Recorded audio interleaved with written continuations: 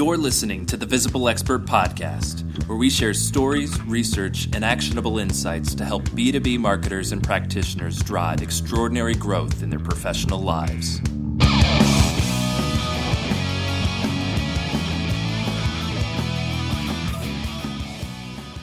All right, everybody, thanks for tuning in to the Visible Expert Podcast. I'm John Tyerman. And as always, I'm Kelly Waffle. And we are joined today with our partner here at Hinge, Carl Feldman. Carl, how are you? I'm doing great. How are you? I'm doing fantastic. And we also have Anthony Fasano from the Engineering Management Institute today as our guest. So we'll dive into our interview with Anthony here in a moment. And if you're listening to this, please rate, review, and subscribe to the podcast. It really helps our podcast be discovered by more and more people. So we're always trying to help our guests spread their visibility to new audiences. And after our interview with Anthony, if you want to find out how curmudgeonly engineers relate to frogs, stick around for a story at the end of this podcast. So why don't we go around the table here and let's talk about one thing that we learned from our chat with Anthony. Kelly, let's start with you. Yeah, so I thought that Anthony was very logical, straightforward, and I really liked the way he approached a lot of things. And one of the takeaways I had with him was really around the advice he gave about find the actions that drive the most success and do more of them, really following the 80-20 rule. You know, be efficient and effective in what you do, but really focus your time on where you can get traction and success. So I think, you know, we're so busy in our day-to-day lives that sometimes we forget about that and we lose focus. So that was a good takeaway for me. Mm-hmm. How about you, John? Well, I thought that something that we found with a lot of our guests was he focused on consistency. Mm-hmm. And being consistent in what you do, and if you're consistently publishing a podcast or publishing that video or publishing an article or being active on social media, doing it consistently was that's something that we continue to hear over and over again from these visible experts that we interview, and something that I think is lost on some who may want to become a visible expert but just don't really follow through with it. Consistency is key. That's what I took away. Well, he also was talking about that consistency requires a lot of work. Yes. And it's not just consistency. You can't just phone it in. Yeah, it's consistent work over a period of time. Mm-hmm. Yeah. And that's where a lot of people lose it. So it's doing that over a period of time. Yeah. And, you know, teeing off of that, he said something that really struck a nerve with me around one of the hottest commodities of the future is going to be focus. Mm-hmm. And that ties in with that consistent effort and understanding. You know, I agree. I think it came up when we were talking about technology and just how many different shiny things are out there and how that can be really powerful. But if you're not disciplined with it, it can be a distraction. Yeah, he was actually talking about the book Digital Minimalism, and he was saying that focus really is the currency of the future, which I thought was very powerful. Yeah. So this episode is sponsored by the Hinge Research Institute. If you are involved in marketing demand or lead generation and want to use a data-driven approach to content strategy, consider using Original Research. The Hinge Research Institute offers a range of services from tiered sponsorships of original studies to custom research on specific industry challenges. And we found that high-growth professional services firms are 3 times more likely than no-growth firms to use original research in their content strategy.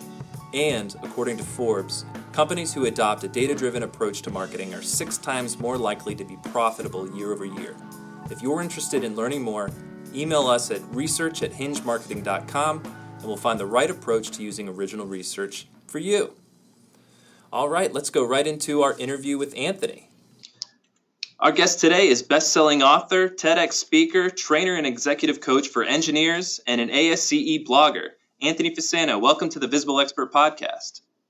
Thanks for having me, John. Appreciate it. All right. Well, before we dive into our interview, I just want to, can you tell us a little bit about what's new with the Engineering Management Institute? Sure. So the Engineering Management Institute was born because I have a career as a civil engineer that I went through, worked for a very reputable top E&R company. And through my time there, I recognized that the leaders in our firm, they were leaders because in addition to their technical skills, they had sound management skills, communication skills, they could delegate effectively. And I developed those skills myself. My career took off because of it. And I ultimately decided that so many AE professionals struggle with those skills that I wanted to help them. And that's how EMI was created. And what we're doing now and what we're really focused on is we are focused on building programs that really help AE professionals improve their management and leadership skills, because there's a lot of management and leadership training out there. But as an engineering professional or someone in the AE space, you go to a training and you come back from a training and you get kind of sucked into the black hole of your projects again, and there's no time to implement that training. So we focus at EMI now especially on trying to create training that really transfers back to the job based on my background as a PE and all of the training that we've done over the last 10 years. Mm-hmm. Anthony, this is Kelly. Here at Hinge, we define influencers in the B2B space as what we call visible experts. And we really set up this podcast to focus on allowing them to share their stories and illuminate their journey to building a personal brand. Can you spend a few minutes telling us about your journey to becoming a visible expert? Sure. So as I mentioned, I practiced as a civil engineer and had success because I developed some skills that many engineers don't take the time to develop or they aren't taught in school outside of the technical realm. And when I did that and my company saw that I was doing that, they asked me if I would go around to the other offices in our firm and do training on these soft skills. And so once I did that, number one, I loved it. I mean, first, I didn't think I was going to be able to do it, but then I started doing the training. I love doing it. But secondly, and most importantly, the firm saw improved project performance, better team communication, better client communication. And so it was at that time that I decided that I wanted to do more coaching and training for AE professionals. And so I went to executive coaching school in the evenings, stayed with the engineering firm, convinced them to allow me to build the management coaching and training program in-house. And then finally, after about a year of doing that, I just kind of realized that if there are so many professionals in this one AE firm that is struggling to develop these skills, there must be thousands of them out there. So in 2009, I went out on my own and started the company. And since that time, I've traveled to over 30 U.S. states. We have 3 different podcasts now. We have a YouTube channel.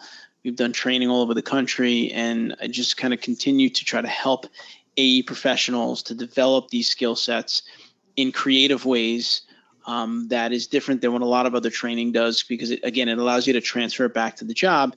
And that's what we're really focused on. We kind of have two sides of the Engineering Management Institute. One of them is the media and one of them is the training. And for me personally, my journey started in content. One day I was sitting in a hotel room, I don't know how many years ago it was, in Alaska, actually doing some training.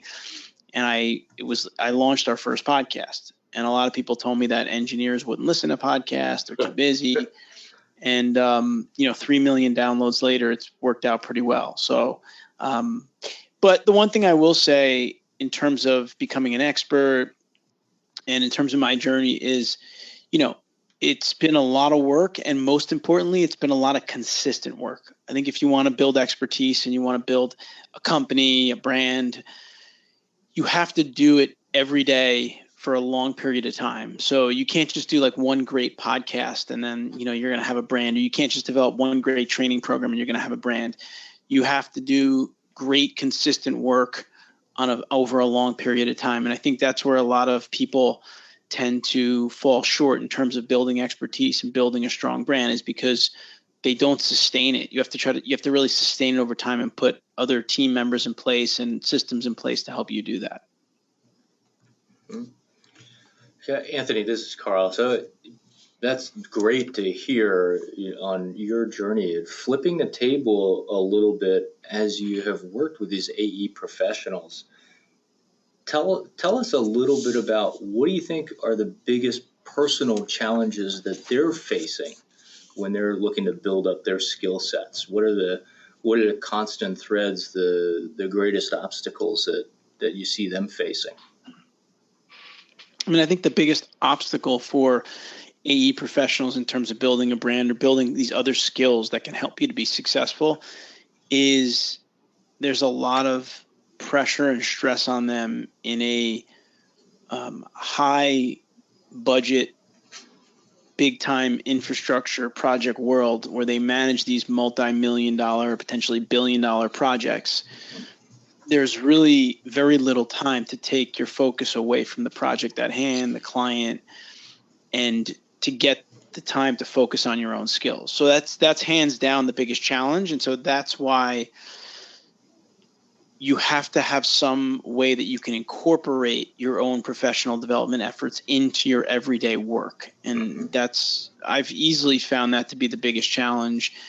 And, it's unfortunate, but it is the nature of the business. And so, the successful AE leaders find a way to balance those things. Right, absolutely. And, when we're going through our own visible expert training that's focused on the marketing and some of the business development aspects, that same challenge comes up again and again. And we've found it important that we have the mechanisms in place, in other parts of the organization, because we have kind of a broad reach across, to make sure there's accountability and reporting for those efforts as a way to really help support, those AE visible experts, and showing that, hey, when it comes to competing with billable work, which is, kind of your primary, this is worth doing. And it's as much about helping to carve out that time for the experts themselves as it is to get support throughout the organization.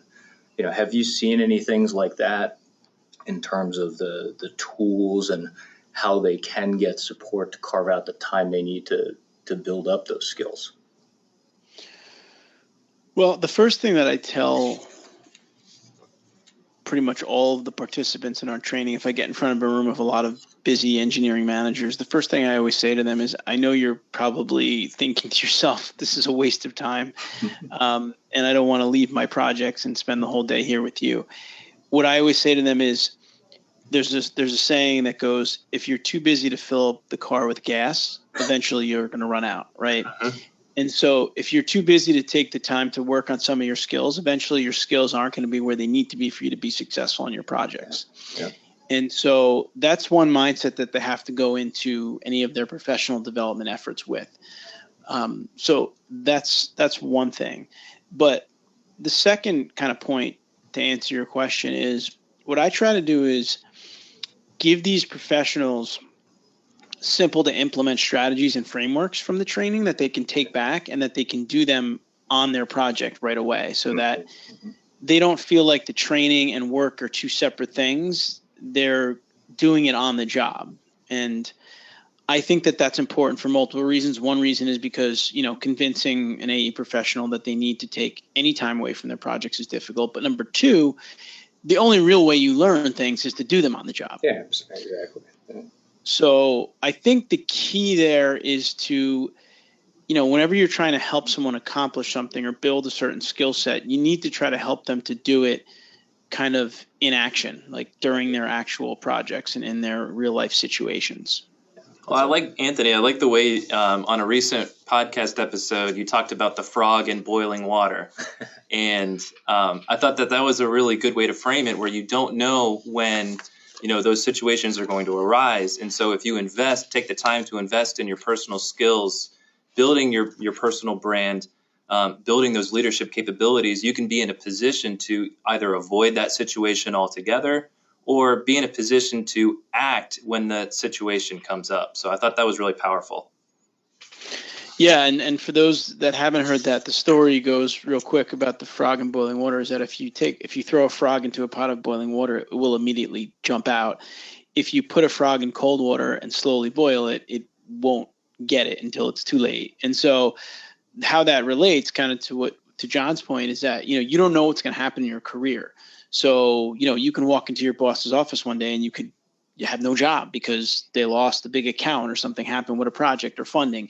You might own your own AE firm and you lose a big client. And so if you take the time consistently every day to, do business development, to build your soft skills, to build your network on LinkedIn, to build your expertise, if you're doing all these things on a consistent basis, there'll be less of a chance that all of a sudden one day, the water boils, so to speak, or you have a problem. Because if something like that happens, you're able to adapt to it because of all the work that you've been putting in on a regular basis. And in fact, it just happened to us. I mean, we did a training program. It went very well. We got all good remarks from a company.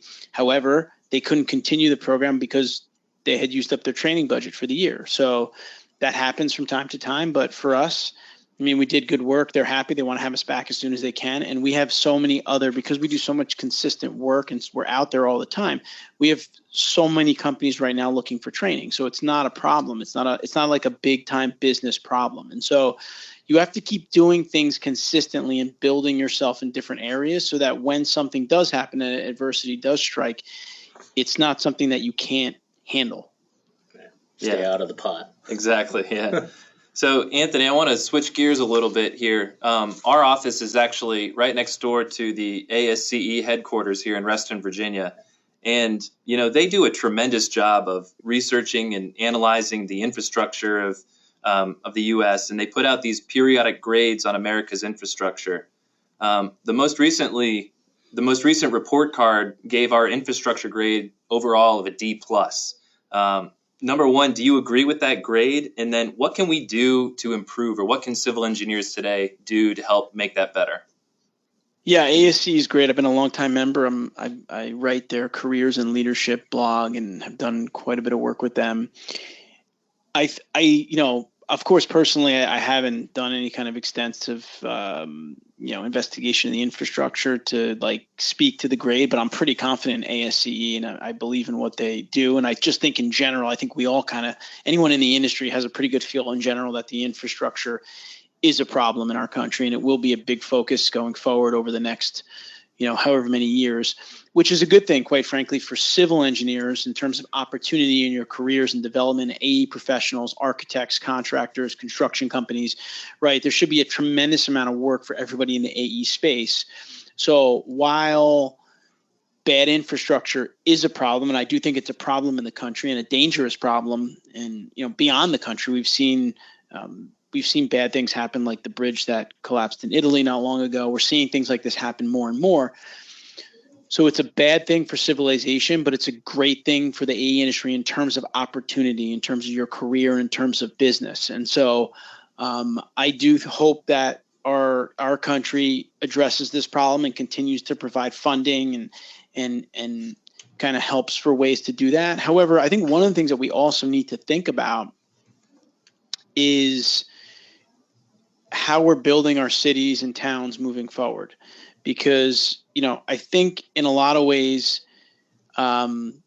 construction and civil engineering and architecture can come and they can do a lot of great work on cities. But we can't just keep building on top of building and more construction, right? We need to be smarter about how we are laying out our towns, laying out our cities, planning and doing things of that nature. So I think it goes beyond, and we've had some podcast interviews on this topic as well.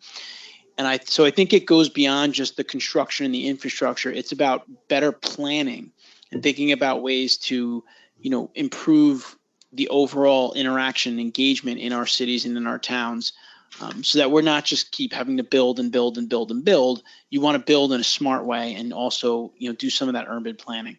Absolutely. Exactly. Hey, Anthony, I know you've been doing the Engineering Management Institute and your podcast for a while now. What have you really learned through the process? What stands out to you? So I think the biggest thing that stands out to me based on everything that I've done is, like I said, creating things that work and that stick with people, because we live in a world of overload. It's information overload, right? There's information everywhere, and you can get anything you need whenever you want by just going to Google and Googling something, right? It's like the Google it generation here. However, oftentimes when there's so much information, we don't take any action because it's overwhelming. Mm-hmm. So what I've learned is that the key to success in terms of growth for yourself in terms of improving skills, building a business, building a career, becoming an expert, anything, is to find the actions that will drive the most success and to practice them on a regular basis. That's kind of what I've learned in building the entire company, the media side of the company, the training side of the company. And I'm a big believer in the Pareto principle, also known as the 80-20 rule, which essentially says that 80% of the success that you've yielded in your career, life, business comes from 20% of your actions. And so if we identify the 20% of those actions that drive your success and you do more of those things, you can be much more successful. And I think in the world of social media, we get distracted on a lot of the 80% of the things that are only driving the 20% of our success. And that's a problem for a lot of people and a lot of companies. And so, here at EMI, we always focus on the 80-20 rule. We always try to focus on the things that are driving the most success for ourselves, for our clients, for AE professionals that we work with. I mean, even if I'm working with someone one-on-one, the first part of the conversation is, what's the one thing that you can do in the next few months to drive the most success for you, to have the biggest change in your career? Focus on that, because there's a million other things that are going to come up. And if you let those things distract you, you're not going to get to where you want to go. It's actually, believe it or not, it's pretty simple. Like when you think in terms of the 80-20 rule, everything becomes so much easier in your career and life because you only focus on the things that matter. And so that's been my philosophy for some years now, and it really changes the way I work. In fact, by the time I don't know, 9 a.m., I've probably done the biggest driving things for the day. So if I were to just walk out of my office and not come back for the rest of the day, I had a great day by 9 a.m. And that's the way that we plan here, and that's the way that we execute on things. I mean, analysis and data are core in engineering, right? So we're preaching to the choir. It's good. We've talked about the infrastructure demands, and it's great that you're bringing up this, kind of the attention challenge, the kind of diffuse nature. There's so many things to focus on that sometimes it can be hard to tell, what is that 20% to focus on, right? Yep. Technology is a fantastic tool, but if it's not harnessed right, it can be a real challenge. So, Anthony, what do you think about how, when we're thinking about developing your career, your personal brand, what's your advice for the AEC community when it comes to harnessing technology, both, whether it's diagnostic tools like your own CMAP tool, like understanding, okay, benchmarking, how do I figure out the 20% that's important, or even harnessing, broader applied technology out in the field or in practice. What are your views on that? How does that come into play? Yeah, I think it's important. I think there's a great author, Cal Newport, who wrote the book Deep Work, and I think also his new book is Digital Minimalism. And he talks a lot about how, the currency of the future is focus, right? And if you get distracted with too many things and you're not focusing on the right things or the important things, it could be catastrophic to your career, to your business, to your company. And so it's the same thing with these technologies that are popping up all over the place. I mean, there's all kinds of different civil engineering, AE softwares, apps, et cetera. And some of them are super valuable, and some of them you probably don't need. So, again, it comes down back to the 80-20 rule again. There's probably 20% of the softwares out there that your company owns are driving 80% of the results that you're using. So, it all comes down to, you need to identify the softwares that are going to help you to succeed and be innovative moving forward, and you need to invest in them and learn how to use them. What happens with a lot of AE firms is they make a big investment in some type of software and they never end up learning it, training their people on it, using it effectively, because another software came along and they bought that one as well, which is like a complementary one. And now you have two of them and you're not optimizing either one of them. And I see that all the time. I go into engineering companies to do training for their managers, and a lot of times what they say to me is, well, we can't really, see our project budgets that well because we have a great software, but we don't really use all the features in it, right? So my message to anyone out there that's interested in staying up to date on technology is pick a couple of technologies that are going to really work for you and learn them inside and out. Do your research, talk to other users, invest in them, and then do the training to make sure that everyone on your team is using them effectively. And if they're not, and if you do end up making that investment and it's not working, then you have to think about abandoning it and trying something new. That's another thing that happens to people is because they spent a certain amount of money, they're afraid to go away from something, but they're not really using it effectively. So there's this sunk cost, so to speak, of the invest in the software is hurting them even more with all the time that they're wasting around it. So, those are just my thoughts on it. And I think that the having the right technology and being innovative is important. Like you mentioned, our CMAP diagnostic tool that we're building is basically around the same idea. How many companies spend training on so many different things for all their engineers over the course of a year, and only half their engineers need training on project management and half of them need it on people management. That's right. So, if you have a diagnostic tool that you can use to help you identify who needs what training, it can totally increase the ROI of that company's training efforts and training spend. And I'm a big believer in diagnostics just everywhere, not just in terms of training, but you want to always understand what's going to help you the most and focus in that area, because that's the high leverage aspect of your career and your life. And so and you can distill this down to your own personal life, right? Like if I asked each one of you, like, what was the biggest thing that you remember as a kid, you would each have, there's 20% of the things you did as a kid that you remember. Like for me, I remember that I had a dog, right? The dog was a big thing for me. We interacted with the dog. We played with the dog. It was kind of like a family member. So I don't remember all these other things about my house or my yard or other things. So the same thing applies to your career. There's a couple things that'll make you successful, and the same thing applies to your business. There's a couple of technologies that'll probably help you stay in the lead in the industry. Figure out what they are. That's right. Yeah. Beware of the shiny things and make sure you're using what you have. I mean, in our own primary research we go out with, which is a way that we stay in touch with the shifting issues and challenges out there in the industries. We see that one of the top confusion areas are around technologies, how to apply that. What are the best systems? Are we getting the best value out of that? So it can definitely breed confusion, and it can become a task unto its own. Hey, Anthony, as companies adopt these technologies, it's typically sold as, this technology is, press a button and it's going to do this for you. It's going to automate this. But, it's never understood the level of training that's involved to get people to understand how to use that technology. How can champions of certain technologies kind of make that case for leadership in a way that they can understand?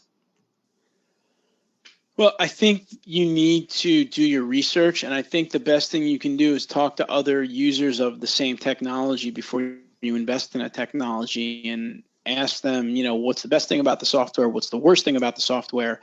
What's one thing you wish you would have done before you bought that software? What training has been effective for you in terms of implementing the software? Mm-hmm.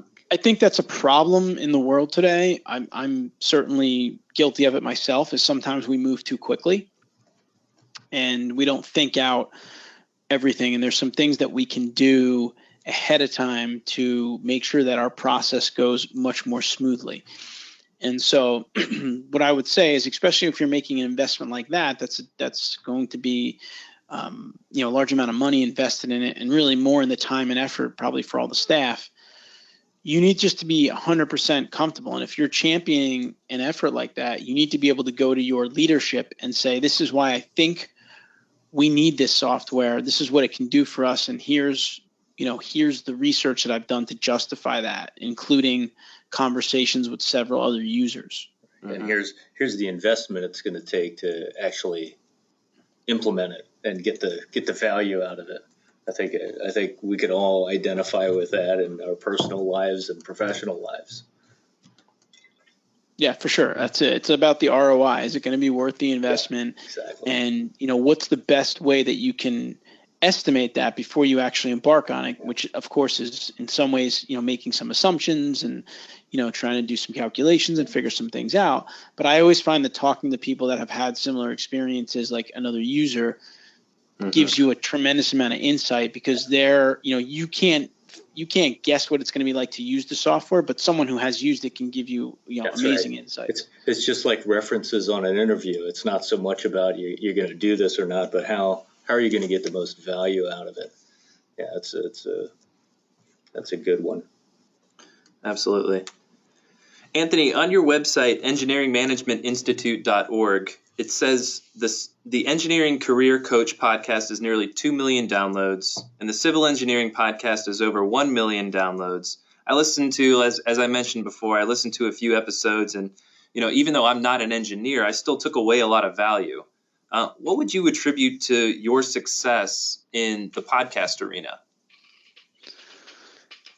Just consistency, like I said before. There's a lot of podcasts that I like, but they for some reason they just stop. Yeah.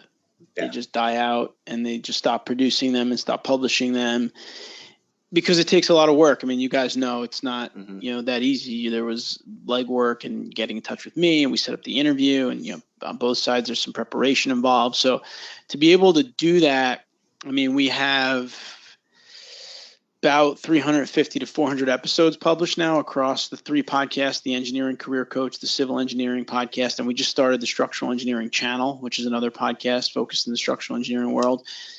And it's just all about consistency and practice. I mean, listen, it's not easy to host a podcast. And so that's something that comes over time with practice that you just have to keep trying to get better and better at. And so it's something that I really like to do now. And, even if we need episodes, like, for example, if we don't have guests for a few weeks for whatever reason, I have so much information and questions from engineers that I have so much content that I can produce our own episodes, like the frog in boiling water one that I did on my own. So it's really, you have to like doing it. You have to enjoy the, producing content and interviewing people and interacting with people, but also you have to be consistent. And that's what I tell everybody in terms of building any kind of content stream is, you have to do it on a regular basis. You can't say I'll do a podcast whenever I have one and I'm ready to publish it. It has to be on a schedule. You got the contingency plan where when you get busy, so you can continue that frequency too. I mean, when we work with firms across the board, large and small, and talking about content, podcasts, written, speaking engagement, webinars, the whole kit and caboodle. It really is all about planning and consistency. That's where we see the impact and results, where, what kind of efforts can you pull together, harness, and, be practical in your approach so you're getting the most impact for your efforts. If you're sharing your efforts across a few channels, podcast being one of them, I think that's a really good lesson. But yeah, we would totally agree with you that consistency is key. And we do see, I mean, it's, we're not, you see the debate going back and forth, peak podcast, are we beyond, like, is going to continue to grow. It has just steadily built momentum. But I think the folks that have been in it for the long haul do have that consistency, they have that audience focus, and they continue to bring that consistent level of value because they've done their homework and understanding what's going to be valuable to that audience. Right? Yeah, and I do think podcasts will continue to be popular for some time, mainly because you can't watch videos when you're driving. So, how does that tie to infrastructure? Right, there's too many roads. Although they are going to have these driverless cars, so maybe that'll help with that. But maybe that'll hurt podcasting. But but I get engineers all the time at conferences that come up to me and say, I listen to your podcast when I'm at the gym working out, when I'm on my commute. And so I think it'll continue to grow. But also one of the things we've also been gotten into quite a bit is video lately. Yeah. We have a YouTube channel, and we just really started growing it this year in 2019 and already have a couple thousand subscribers, and we've gotten a lot of great feedback on it. And so I do think that video, while it's been around for a while, it's continuing to get more and more popular, and live streaming and some of these other things are going to come into play. And I do think that in the civil engineering industry, it's just ripe for these types of tools, because you can think about all the problems, challenges, new technologies coming out in civil engineering world, whether it's, driverless cars, whether it's, climate issues, coastal flooding, some of these tools now with like tracking these smart cities. We're going to do a podcast episode on that soon. And so there's so many different avenues to go down that social media in different formats will continue to thrive, I think, in this industry for a long time. It continues with the trend, and we see this across the board. The consumers of content, they choose their own journey. I mean, it's like you were talking about before, that challenge of there being just so much out there. The positive is that there is so much out there, and if it's put together in a thoughtful way, you're able to find what's most relevant, to the issues that are important to you. Yeah, exactly, and that's it. It's everything now is that. Like, for example, if you are a structural engineer, we have the Structural Engineering Channel podcast. So there's also so much niche content available for people that, they don't necessarily have to watch anything that's general anymore. You can really be super niche in anything, which is great because it really allows you to maximize your time and focus on the things that are important. Yeah, couldn't agree with you more, Anthony. So, Anthony, for our listeners out there who want to get in contact with you, how can they find you? It's easy to find me because we're everywhere online. I would probably say LinkedIn. If you go to LinkedIn, you can find me. We put a tremendous amount of content out there. So you can find me on LinkedIn. You can connect with me. My response time is getting slower and slower. This week, I had 330 LinkedIn connections from engineers, invites. So it's getting a little difficult to keep up with as our content platform grows. But we have a team here. We're doing a good job of it. And we're always listening to engineers in terms of what they want, in terms of new content, different kinds of topics. We just launched a new series on the Civil Engineering podcast called Women in Civil Engineering. Our first episode kicks off here coming up soon. And we've gotten over 100 women recommended to us to be interviewed for the series. So just find me on LinkedIn. Our website, engineeringmanagementinstitute.org, has all of our free content, the podcast, the videos, the articles. And, I'm available and I'm out there, and you can find me. And if you have topics that you want to see covered, you can certainly reach out to us and we'll try to cover them for you. Fantastic. Well, thank you for coming on our show. Oh, thanks for having me. I appreciate it. And that was Anthony Fasano with Engineering Management Institute. Check him out at engineeringmanagementinstitute.org and follow him on LinkedIn. So I thought that was an insightful conversation. And now we've got a story from our own Carl Feldman. Carl, did you want to tell our listeners that story you were telling us about? Yeah, I was just thinking about this when we were having a conversation with Anthony, who is great and I think really an asset to the engineering community.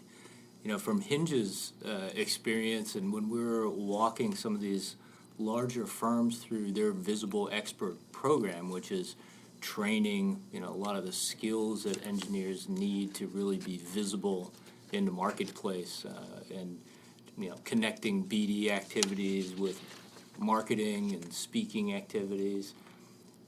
We often get a little bit of, I'll call it a little bit of flack, maybe from the most curmudgeonly engineering folks of,